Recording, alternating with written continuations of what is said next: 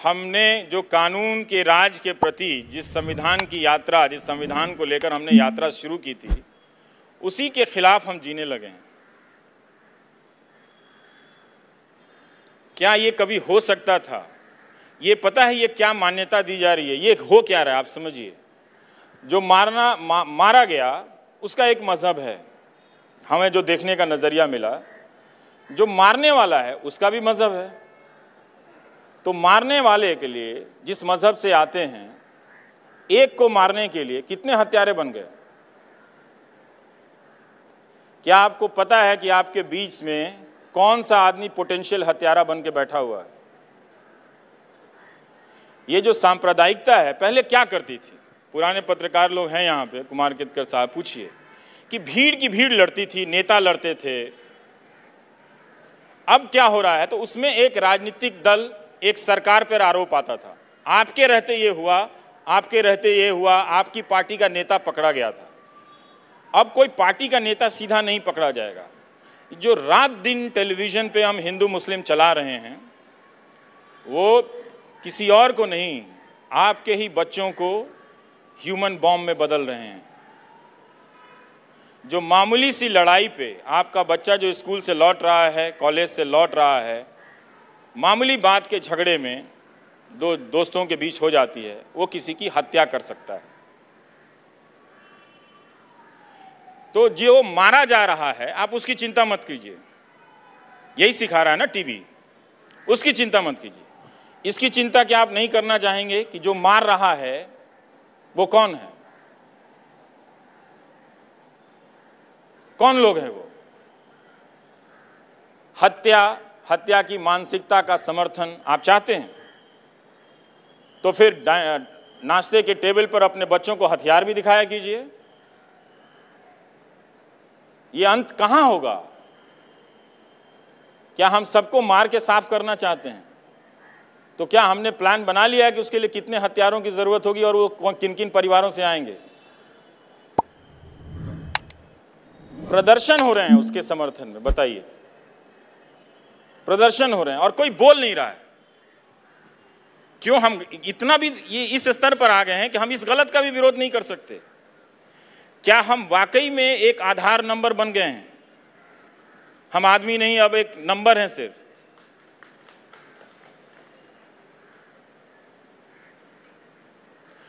उस राजनीति की बुनियाद कहां से आ रही है? इतना मसाला जो व्हाट्सएप यूनिवर्सिटी से 3 साल से आप देख रहे थे, कितना लाइटनिंग स्पीड से कितनी घटनाएं हो गई।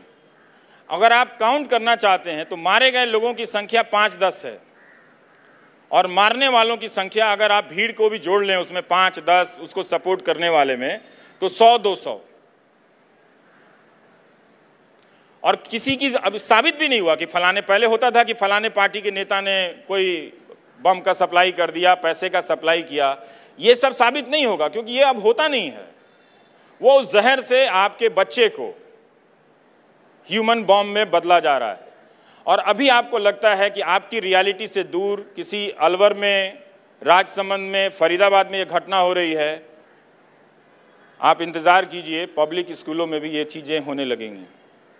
बच्चे एक दूसरे को मज़हब के नाम पर बोलने टोकने लगें। तो हम पोटेंशियल अपने ही बच्चे को ह्यूमन बॉम्ब में बदल रहे हैं।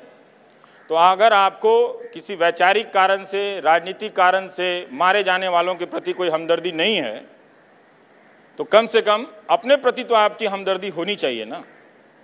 क्या आप इस बात के लिए तैयार हैं कि अपने बच्चों को आप हत्यारा बना देंगे? बताइए ना, तैयार हैं आप? तो फिर क्या देख रहे हैं आप टेलीविजन में 24 घंटा हिंदू मुस्लिम के नाम पे? क्या पागल हो जाने की हद तक आप देखेंगे? क्या तलवार बंदूक लेकर मारना शुरू करेंगे अपने ही नागरिकों के इसके नाम पे? ये तर्क कहां जाएगा? कि कोई कहता है कि हम दीपिका का सर काट लेंगे, वो टीवी में बुलाया जाता है और उसके बहाने लोग हिस्ट्री की राइटिंग, रीराइटिंग पर डिबेट कर रहे हैं। आपको आपके संवेदनशीलता को नंबर में बदला जा रहा है। तो अगर आपको कलयुग से प्यार है तो इस नंबर में बदलने से प्यार मत कीजिए, आप नंबर मत बनिए। कलयुग की यही खूबी है कि हर आदमी एक डिफरेंट क्रीचर है।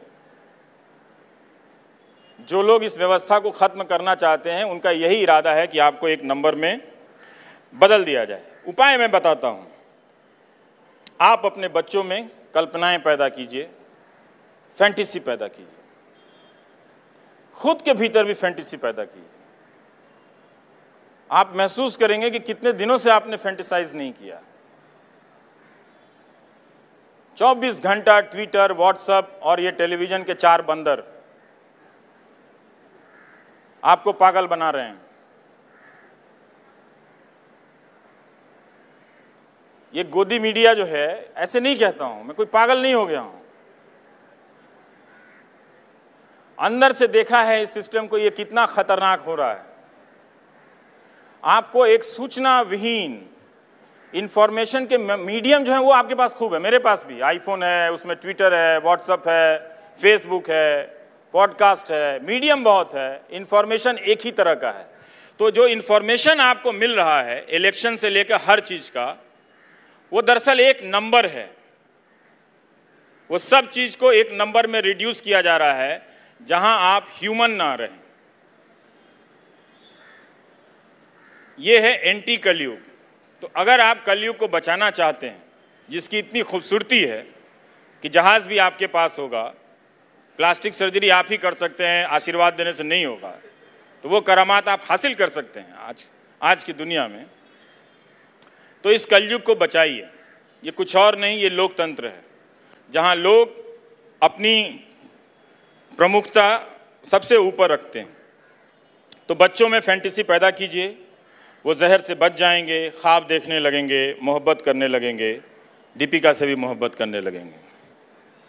वो अच्छी अदाकारा हैं और उसकी सर की कसम खाने लगेंगे। ये एक फ़ायदा होगा काटने की जगह। वो कहेंगे कि मैं दीपिका के खूबसूरत सर की कसम खाकर कहता हूँ कि तुम दीपिका से भी सुंदर हो। क्या किया हमने? हरा दिया उस नायिका को जिसका सर काटने की बात हो रही थी, जिसकी फिल्मों के लिए हम गए, आहें भरकर लौटे, उसकी अदाकारी की तारीफें की। क्या किया? क्या हासिल क्या हो रहा है उसके बदले में आपको? एक्सप्रेसवे की चिंता मत कीजिए, ठेकेदारों का अपना इंतजाम है, कोई मंत्री नहीं रहेगा तब भी एक्सप्रेसवे बन जाएगा आपके घर के ऊपर से, और वो वहां भी बन रहा है जहां उसकी जरूरत नहीं है। और हम टीवी देख रहे हैं तो उस पर डिबेट। जिस एंकर को सड़क पे चाय पीने नहीं गया होगा बहुत दिनों से, वो इंडिया को रिप्रेजेंट कर रहा है, क्योंकि इसके लिए इंडिया एक नंबर है, एक नेता है, एक आइडियोलॉजी है, एक पॉलिटिक्स है। समझिए ना इस बात को। मैं आपके बच्चों के लिए कह रहा हूं, और मुझे आप पर भी भरोसा नहीं कि आप भी आधे ह्यूमन बॉम्ब में ट्रांसफॉर्म हो जाएंगे। कब कहां बस में, ट्रेन में फटेंगे किसी गुस्से में, गर्मी इतनी है गुस्सा आ जाएगा, और लड़ने वाले का मजहब पता चलेगा, आप और वायलेंट होकर उसको मार आएंगे। मर तो वो जाएगा, हत्यारा तो आप बनेंगे ना। चंदा जमा हो रहा है इस देश में, कहां तक गिरना है? तो इसको कोर्स में पढ़ाया जाए क्या? ये हिंदू मुस्लिम को क्या किया जाए इसके बारे में? हम लोग तो लिख के बोल के पीढ़ियों से लोग थक गए। कब तक धोना है इसको? सर काटने पे बहस हो रही, तो वो तलवार चमका रहा था। तो खैर, तो मेरा यही कहना है कि बच्चों को फैंटेसी सिखाइए, उनको कल्पनाओं की दुनिया में ले जाइए। इस देश में अभी भी टीवी और इन सारी दुनिया पॉलिटिक्स के बाहर एक चीज़ है, लेकिन राजनीति से उन्हें भगाइए मत। उन्हें राजनीति का सामना करना सिखाइए, तर्कों से, भावनाओं से नहीं। बस हम इस कलयुग को ठीक से समझ लें, इस खेल को समझ लें। दोस्तों, ये प्यार करने का युग है। फिर से मोहब्बतों का कोई सिलसिला शुरू करो। मेरे यारों, कोई गीत ऐसा गाओ, कोई सीन ऐसा रचो कि हम किसी को छूते ही, या हमें कोई छूते ही किसी दूसरे लोक में चला जाए, किसी दूसरे शहर में चला जाए, दौड़ने लगे, भागने लगे, एक दूसरे से लिपट जाए, गाने लगे प्यार का कोई नगमा। शुक्रिया मुंबई, आपने मुझे सुना, मैंने आपको सुनाया। Thank you.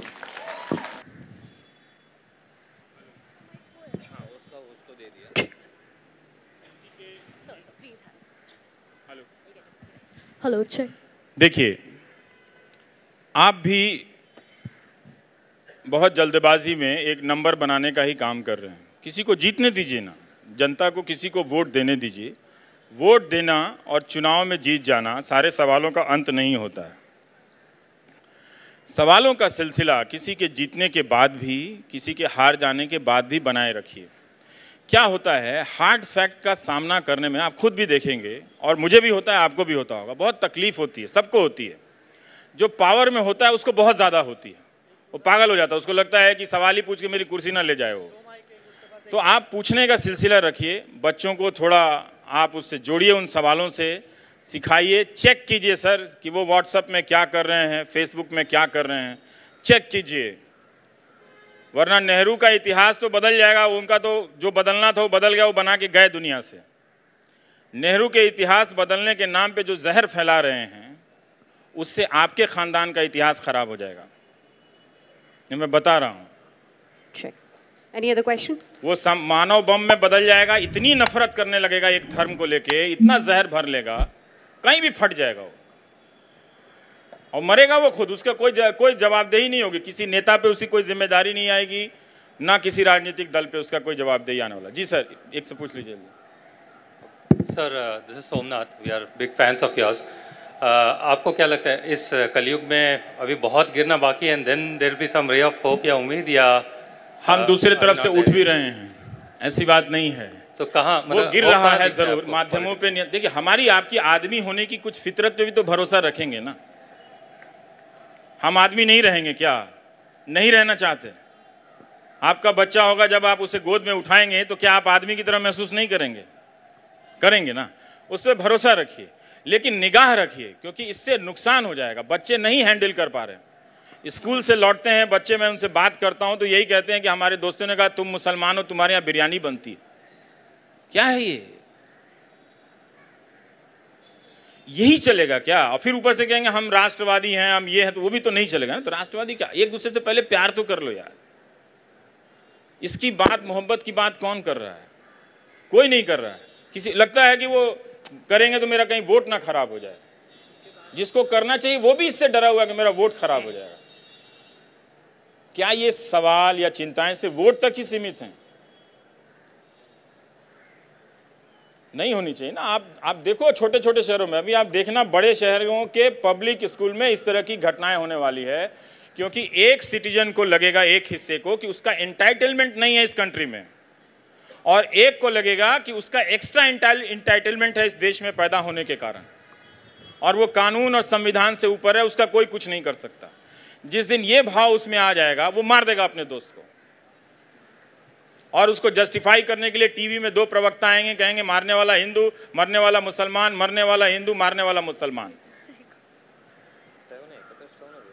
आप लिस्टिंग तो कीजिए ना कि टीवी पे कितनी डिबेट हुई है 3 साल में जिसका हिंदू मुस्लिम डिबेट से रिलेशन। फैक्ट्री में बदल गए हैं बॉस। हम लोग को फैक्ट्री खोल दिया है 4 चैनलों के जरिए, और लगातार वो जहर में बदल रहा है। और कोई मुद्दा ही नहीं है क्या इस देश में?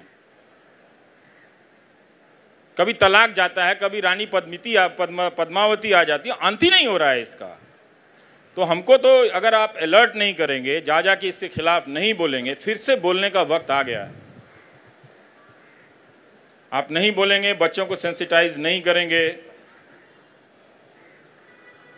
मुझे डर है कि आप बचे हुए हैं या हम बच जाएंगे उससे। नहीं सर, हाय सर। सर, वैसे ज़्यादातर तो सहमति है आपसे जो आप बोल रहे हैं, लेकिन मुझे लगता है कि कुछ चीज़ें हैं जो एड्रेस नहीं हो पा रही हैं। जैसे कि ये करनी सेना है, या जितने भी ये कम्युनल ऑर्गेनाइजेशंस हैं जो ये विजिलेंटिज्म में आ जाते हैं, आप अगर इनके लीडर्स देखें तो ज़्यादातर आर्मी के रिटायर्ड मेजर जनरल हैं।